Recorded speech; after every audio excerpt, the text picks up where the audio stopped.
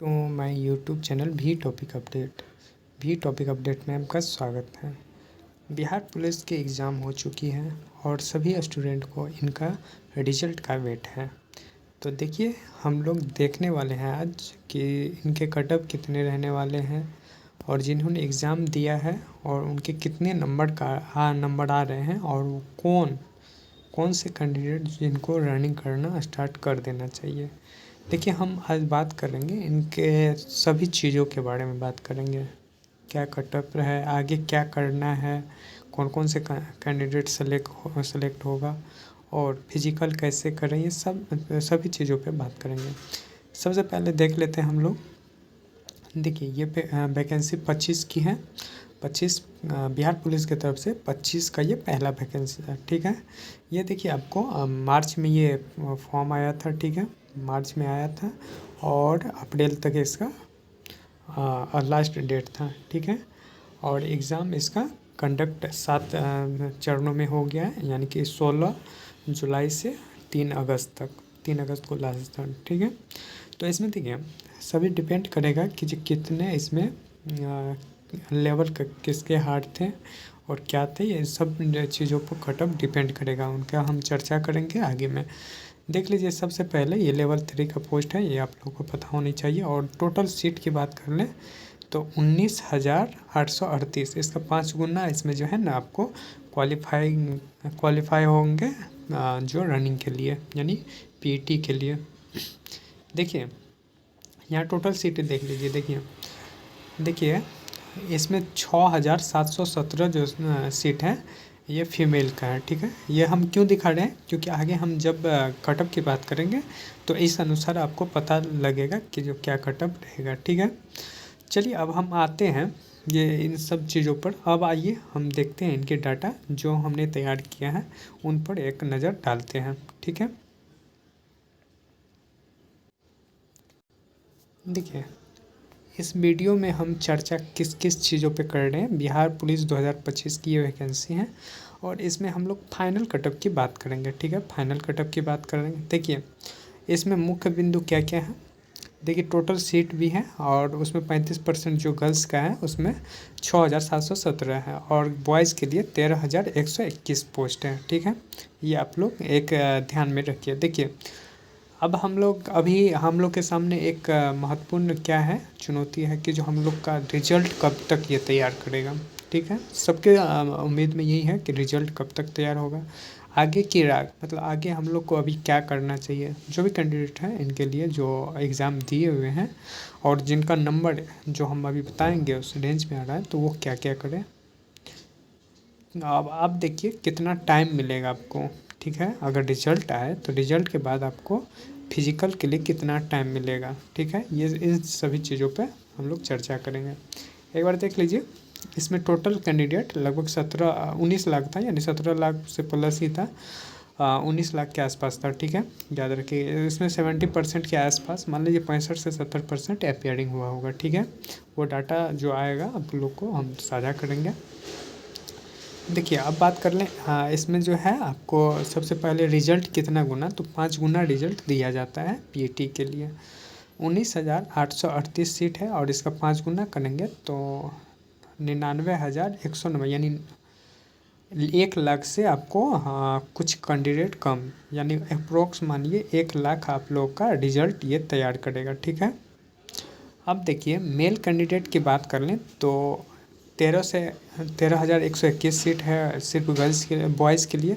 याद रखिए इसमें जो है ना यूआर कैटेगरी में, यूआर कैटेगरी में गर्ल्स भी जा सकती हैं जो नंबर उस बेस से होगा। ठीक है, तो इसके लिए याद रखिए इससे कम ही सीट बॉयज़ के लिए होगा, यानी कि 13,121 सीट का 5 गुना करेंगे हमको तो 65,600, यानी 65,000 आसपास पुरुष इसमें क्वालिफाई होंगे। वहीं 6,717 का 5 गुना करेंगे तो 33,585 महिला कैंडिडेट सेलेक्ट होंगे पीटी में, पीटी के लिए, यानी कि हाँ प्री क्वालिफाई जो करेंगे इतने कैंडिडेट करेंगे। अब देखिए अब इन सब चीज़ों पर एक नज़र हम लोग डालते हैं। देखिए अब देखिए 65,000 कम कैंडिडेट नहीं होता है। हाल ही में आपने देखा होगा कि एसआई का एग्ज़ाम जो हुआ था उसमें लगभग 62 से 65 क्वेश्चन पे कट ऑफ बना था, ठीक है। यानी कि उसमें जो होते हैं 100 क्वेश्चन में 62 से 65 क्वेश्चन पर ये रिजल्ट बना था, ठीक है। और उसमें लगभग कितने कैंडिडेट 1200 सीट था, ठीक है। तो उसका 20 गुना कर लीजिए, उतना कैंडिडेट सिर्फ 62-65 पे हुआ था, ठीक है। तो याद रखिएगा कट ऑफ किस अनुसार और किस तरह जाता है। आपने इसका प्रीवियस कट ऑफ भी देखा होगा तो आपको पता लगा होगा कि कितने कट ऑफ जा सकते हैं। अभी हम लोग बात करते हैं, देखिए कट ऑफ मार्क की फाइनल हम लोग मार्क करेंगे, ठीक है। इसमें जो होगा देखिए, अब देखिए शिफ्ट वाइज हुआ है, सभी को पता है। जैसे मान लीजिए 16 तारीख को जो एग्ज़ाम हुआ है, मान लीजिए कि जो 38 ज़िला है, ठीक है। इसमें से मान लीजिए 5 ज़िला 6 ज़िला ऐसे करके 7 ज़िला करके यानी कि एक सेट में लिया है, यानी एक सेट। तो मान लीजिए कहीं तो शिफ्ट हार्ड था, कहीं थोड़ा इजी था, इतना भी इजी नहीं कर सकते हैं लेकिन मतलब मॉडरेट क्वेश्चन था, ठीक है। तो इस अनुसार से क्या होगा, एवरेज इसका जो है एवरेज निकाला जाएगा। मान लीजिए कि जो 16 तारीख में मान लीजिए 5 सेट बनाया होगा, ठीक है। मान लीजिए किसी शिफ्ट का एवरेज आ रहा है 40, ठीक है, और किसी का आ रहा है 45, और किसी का मान लीजिए 38 आ रहा है। तो इन लोग कैंडिडेट का क्या, जैसे मान लीजिए बेस मान लेगा सबसे ज़्यादा, यानी 45 एवरेज वाले शिफ्ट का एवरेज मान लेगा, और जिसका 40 है उसमें 5 ऐड किया जाएगा, और जिसका 38 है 2 नंबर, तो यानी कि इस अनुसार शिफ्ट वाइज जो फ़ायदा मिलेगा, ठीक है। तो इसलिए घबराना नहीं है, जिसका कम नंबर आ रहा है और वो लग रहा है कि थोड़ा टफ शिफ्ट है तो उनका रिजल्ट होगा। अगर 2-4 नंबर कट ऑफ से कम है तो होगा, डेफिनेटली होगा। और हम अभी बात करेंगे जो कट ऑफ जो है ये नॉर्मलाइज मार्क की करेंगे बात, ठीक है। मान लीजिए कि आफ्टर यानी कि नॉर्मलाइज के बाद जो फाइनल आपका मार्क्स रिजल्ट होगा उस पर बात करेंगे, ठीक है। तो आप समझ लीजिएगा कि जिसका हाथ शिफ्ट है तो 2-3 नंबर कम या 4 नंबर तक भी कम है तो उसका हो सकता है, ठीक है। आइए हम लोग बात करते हैं। अब देखिए सबसे पहले हम लोग मेल कैंडिडेट की बात करेंगे, ठीक है। देखिए कितने कैंडिडेट को चुनना है, 65,000, ठीक है, 65,605 कैंडिडेट को। तो यूआर का कट ऑफ देखिए, अगर किसी शिफ्ट का अगर हम एवरेज भी कर लें, मान लीजिए अगर 40-45 जा रहा है तो 40-45 एवरेज पे कहीं भी रिजल्ट नहीं होगा, ठीक है। तो एवरेज से ऊपर, और जनरल का आप लोग को पता है कि सबसे ज़्यादा कट ऑफ जनरल का रहता है। तो देखिए मेरे अनुसार से जनरल का कट ऑफ जो है 59 से 61 के बीच रहने वाला है, 59 से 61, ये आफ्टर नॉर्मलाइज है। मान लीजिए किसी हार्ड शिफ्ट में है और जनरल से कैंडिडेट किसी का 55 आ रहा है, 56 आ रहा है, तो वो सब भी सेफ है, ठीक है। तो इस अनुसार देख लीजिएगा। और कोई जो बोलता है कि 65-70 कट ऑफ जाएगा नॉर्मलाइज, ऐसा कभी नहीं होगा, ठीक है, याद रखिएगा। 1 लाख कैंडिडेट बहुत होता है, और 1 लाख कैंडिडेट का रिजल्ट जारी करना पढ़ने वाले उसी तरह से होते हैं। आप लोग को लगता है कि भीड़ है और कट ऑफ ज़्यादा जाएगी, लेकिन कभी ऐसा नहीं होता है, ठीक है।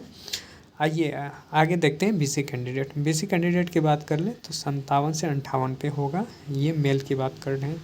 वही ईबीसी की बात कर लें तो 55 से 57, जिसका भी बन रहा है इस रेंज में या 2 नंबर कम भी हैं तो इसमें अपना रनिंग के लिए अभी से ही तैयारी करें। और इसके आगे हम चर्चा भी करेंगे। एससी कैंडिडेट है तो 52 से 54, वहीं एसटी है तो 50 से 51, और एक और कैंडिडेट ईबीसी के अंतर्गत आते हैं, ठीक है। तो अगर ईबीसी वाले हैं तो ईबीसी वाले देख लीजिए 56, मतलब 54 से 56 ले सकते हैं, या 56 या 57 कर सकते हैं इसको, ठीक है, 56-57 कर सकते हैं, ठीक है। इससे कम भी जा सकता है, या 55-57 कर सकते हैं इसको, ठीक है, क्योंकि इसका बीसी से कम ही कट ऑफ रहता है, ठीक है, तो याद रखिएगा। तो ईबीसी से कम भी जा सकता है, कभी ज़्यादा भी, तो इस पे डिपेंड करता है। अब ये बाद में हम लोग चर्चा करेंगे, अभी इसको याद रख लीजिए कि बीसी से कम ही इसका कट ऑफ जाता है। अब देखिए गर्ल्स लोगों की बात कर लें तो यूआर में जिसका भी 45 से 48 के बीच है, वो डेफिनेटली ही आप रनिंग पे लीजिए। और गर्ल्स के लिए अपॉर्चुनिटी ये है कि इस बार मतलब 35% तो मिलता ही, और गर्ल्स जनरल में भी फाइट कर सकते हैं। मान लीजिए किसी का अगर इस रेंज में अगर नंबर आ रहा है, कोई मान लीजिए यूआर की गर्ल्स है और इस रेंज में आएगा, तो वो जनरल में फाइट करेगा बॉयज़ में, और यहाँ खाली रहेगी तो यहाँ कटअप कम जाएगी। तो इस अनुसार इसमें कटअप कम भी हो सकता है। ठीक है, आगे है बीसी कैंडिडेट। बीसी कैंडिडेट की बात कर लें तो बीसी कैंडिडेट की फीमेल के कैंडिडेट की बात कर लें तो 42 से 43 क्वेश्चन पे हो जाएगा। वहीं ईबीसी की बात कर लें 39-40। एससी एसटी की बात कर लें तो 38 34-35 से 38 के बीच इन लोगों का कटअप रहने वाला। ठीक है, वहीं ईडब्ल्यूएस की बात कर लें तो 42 के आसपास, याद रखिए 40-42 के आसपास इसका कटअप रहने वाला है। ठीक है, 42-44 है, 40 से ऊपर रखिए, इसका कटअप होने वाला। ये सब आफ्टर नॉर्मलाइज है। अब देखिए इस रेंज में जो भी कैंडिडेट हैं तो वो आप जल्दी ही क्या करें, ग्राउंड पकड़ लें। क्योंकि पिछले साल ये हुआ था कि जो मेरे जो दोस्त हैं उनको जी मतलब उन्हें पता नहीं था कि रिज़ल्ट मेरा होगा, वो दूसरे चीज़ों की तैयारी कर रहे थे। और जब लास्ट टाइम में जैसे रिज़ल्ट आया तो उनका रिज़ल्ट हुआ, और मात्र उनको रिज़ल्ट से 21 दिन का टाइम मिला, मात्र 21 डे, याद रखिएगा 21 डे टाइम मिला। और लास्ट टाइम में उनका पैर खराब होने के कारण मतलब अच्छा दौड़ था, लेकिन पिछली बार निकाले हुए थे, लेकिन पैर खराब होने के चलते दौड़ नहीं हो पाया। तो इसलिए हम लोग अब आप लोगों से बोल रहे हैं कि जो भी अभी इस रेंज में हैं, इससे कम भी हैं, तो आप लोग जाके फिज़िकल कीजिए। और फिज़िकल अभी शुरुआत में धीरे धीरे कीजिए, जब भी रिज़ल्ट आएगा तो आपको 20 दिन का टाइम मिलेगा। रिज़ल्ट पर भी बात करेंगे कब आएगा। तो देखिए आगे हम लोग जो है, आप लोगों का क्वेश्चन रहता है कि मतलब जिसका भी मार्क्स रेंज में है रनिंग स्टार्ट कर दे। मतलब क्वेश्चन रहता है कि हम लोग रिज़ल्ट कब आएगा। ठीक है, तो देखिए रिज़ल्ट की बात कर लें तो आपको रिज़ल्ट बहुत ही जल्द देखने को मिलेगा। ठीक है, याद रखिए इसका रिज़ल्ट जो है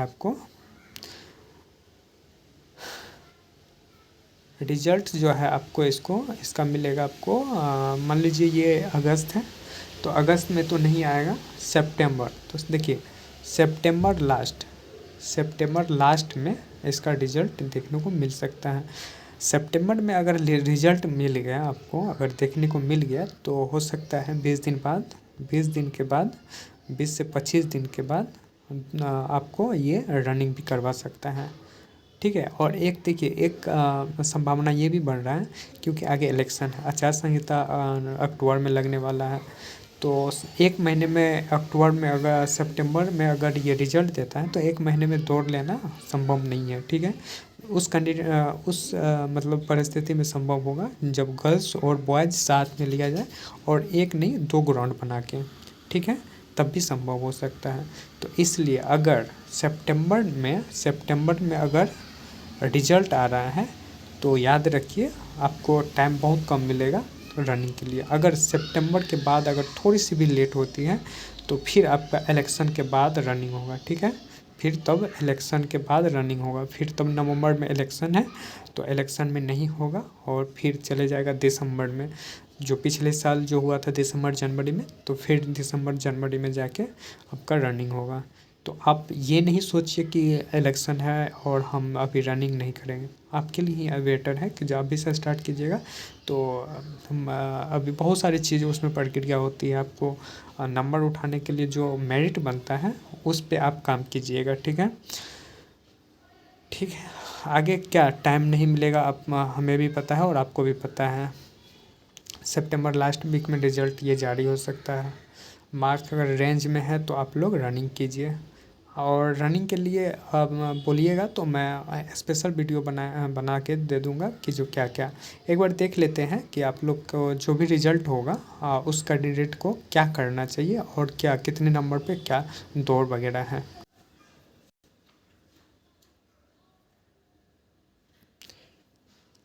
देखिए हम लोग देखिए बात कर लेते हैं कि जो आगे क्या पीईटी में क्या क्या करना पड़ता है, आप लोगों को क्या करना पड़ेगा।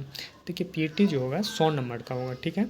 और 100 नंबर में आपको 3 चीज़ देना पड़ेगा। एक तो होगा आपको रनिंग करना पड़ेगा, एक हाई जंप है और एक गोला फेंक है। देखिए सबसे ज़्यादा टफ काम होता है रनिंग। रनिंग में 50 अंक होता है और थोड़ा सा ये टफ काम है, ठीक है। देखिए 1.6 किलोमीटर यानी 1600 मीटर आपको 6 मिनट में दौड़ना है। 6 मिनट से बाद आप दौड़ते हैं तो आप डिस्क्वालीफाई हो जाइएगा।